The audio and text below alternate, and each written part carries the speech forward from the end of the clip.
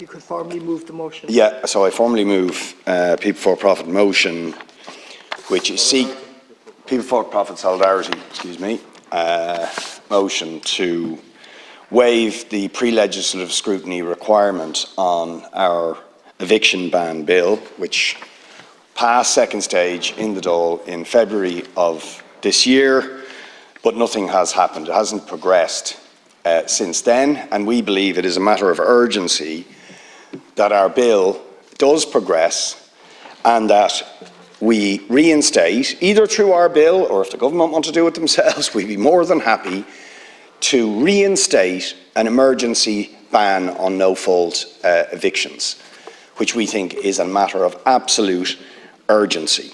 And I just want to say, Minister, there is no acceptable level of homelessness.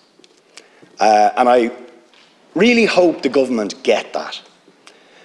Because the hardship, the suffering and the trauma that families, individuals and worst of all children are suffering, who are threatened with homelessness or then made homeless, in the vast majority of cases because they are evicted when they have done nothing wrong. And they've done nothing wrong, where they've paid the rent, they haven't engaged in antisocial behaviour, often living in private rented accommodation for years and years and years, and then are evicted into homelessness and facing the terror, the fear of being put into emergency accommodation and with no options in many cases to get out of there, because there are, between the various lists, 160,000 households on the various lists, social housing lists, because rents are completely off the Richter scale,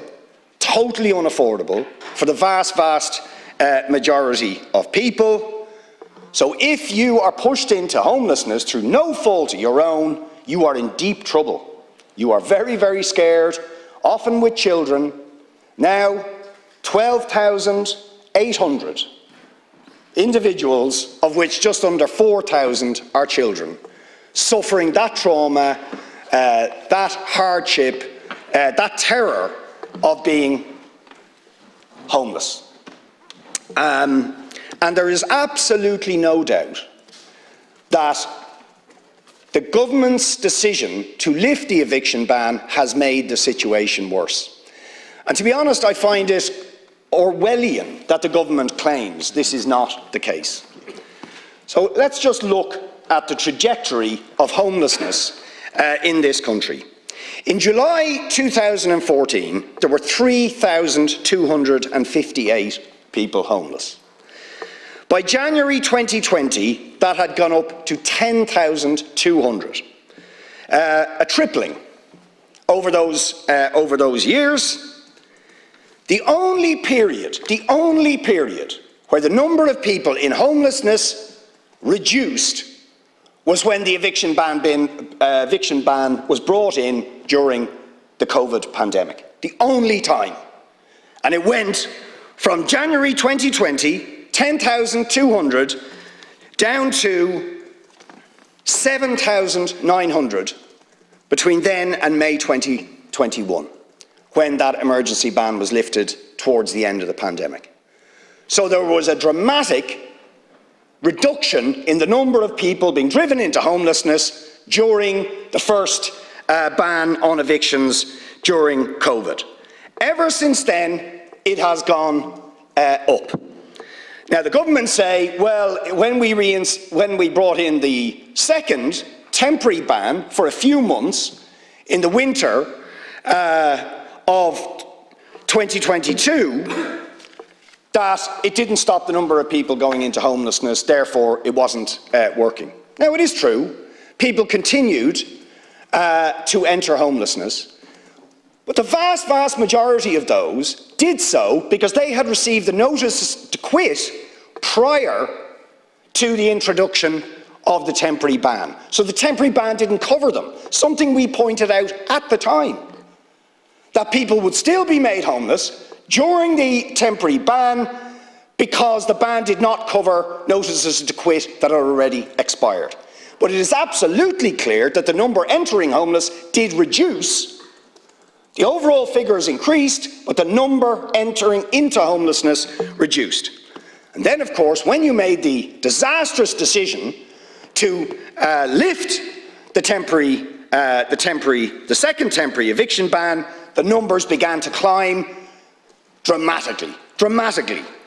March 2023, 11,988 people in emergency accommodation. Latest figures, July 2023, 12,847, of which, as I said, nearly 4,000 children. So we have seen, in other words, over the period since the decision of the government to lift the temporary eviction ban, an additional 1,093 people have entered homelessness and emergency accommodation, of which 398 are children. We have also seen a dramatic increase in the number of notices to quit issued. So in the first quarter of 2023, there were 4,753 notices to quit.